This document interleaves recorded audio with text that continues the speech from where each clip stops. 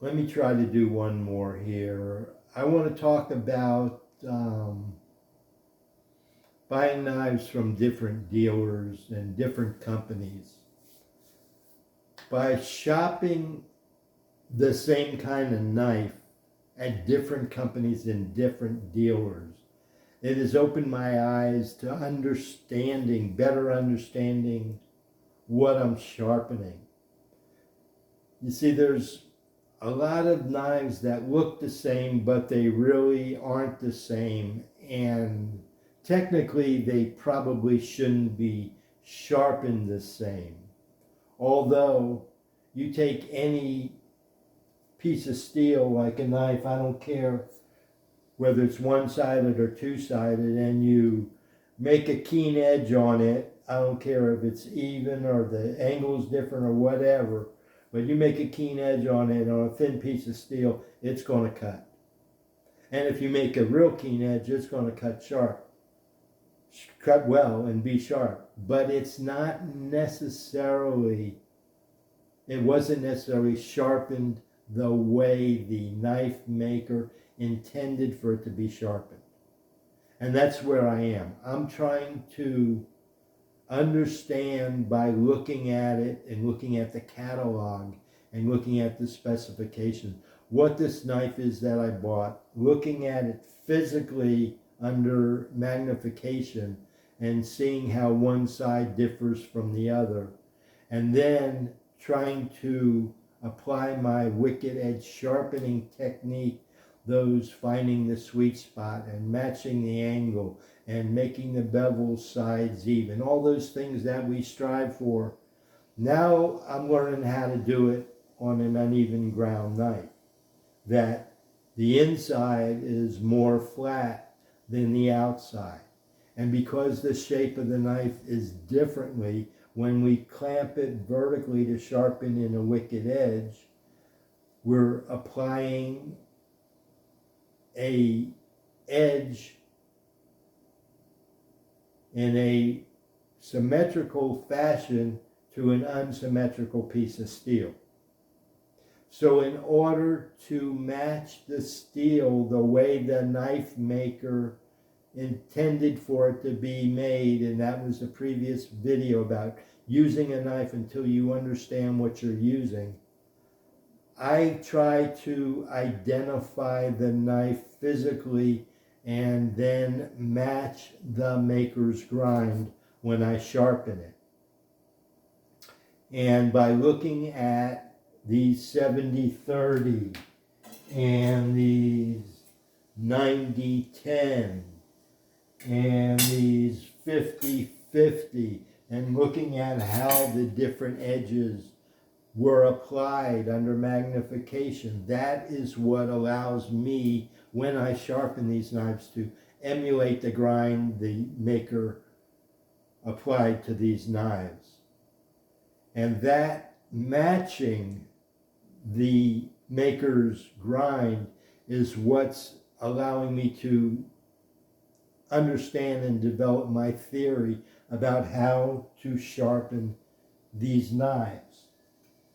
If you go to the catalog on these knives at the different makers, they describe uneven bevel knives, even bevel knives, one-sided knives. Some just use words, even. That suggests it's a 50-50 grind, the angle's the same on both sides. Some say uneven. That's all it says. Some say a ratio, 70-30. That means that it's an uneven grind of a 70-30 ratio, or an uneven grind of an 80-20.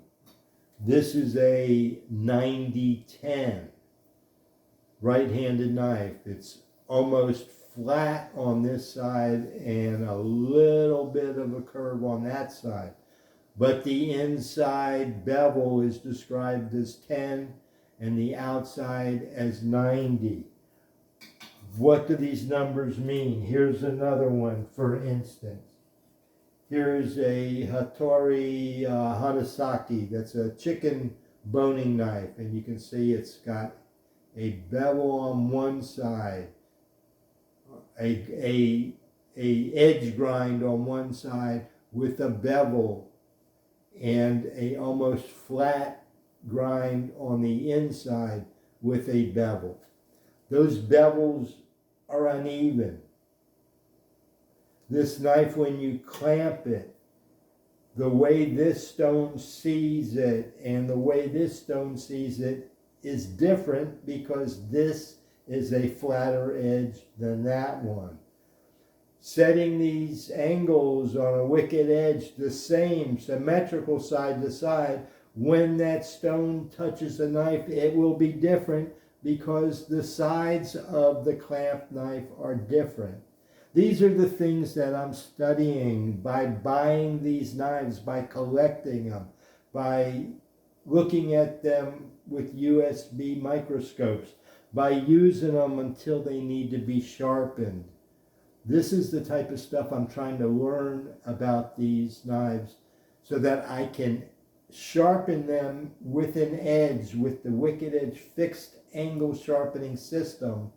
I can adapt my clamping method, my angle setting method to best apply a sharpened bevel that matches or emulates that inspected bevel that I saw when I took this out of the box and inspected it and photographed it.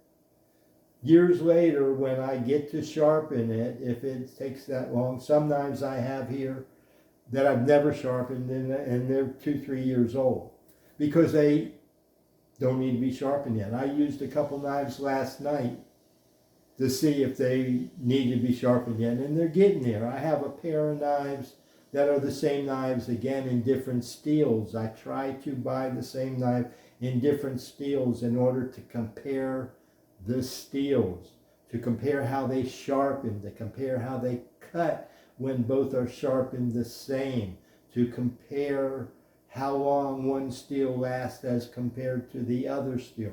Those type of questions. Plus, how to sharpen the uneven grinds properly. It's a challenge because, as I said earlier, I emulate the grind.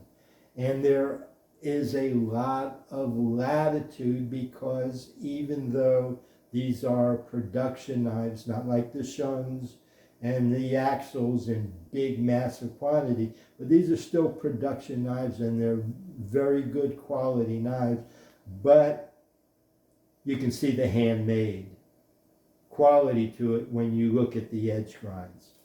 So we have these two. This one is a Hanasaki. This one's called the Deba. They're both one-sided knives, so the sharpening challenge is not only to match that, but then to know how to match both sides and how to sharpen a knife simultaneously but separately. And that's what my knife collection has been about. That's what all my studying has led me to, is trying to understand how to emulate a knife maker's edge with the fixed angle sharpening of the wicked edge system. And understanding, what's the word I'm looking for? I can't think of the word.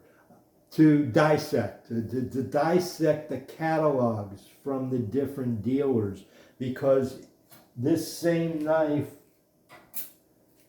might be at 3 different wholesalers and each one of them has described it differently. Some call it a 70-30, some call it a 70-20, some call it an uneven grind. And the thing is that how I look at it, how I understand it, dictates to me, to my method, how I'm going to approach this to sharpen it. And then when I look at the way this knife is described, sometimes it doesn't add up. Some call it an 80-20, some call this a 70-30, some call this an 80-20 and a 70-30, even though it's the same knife.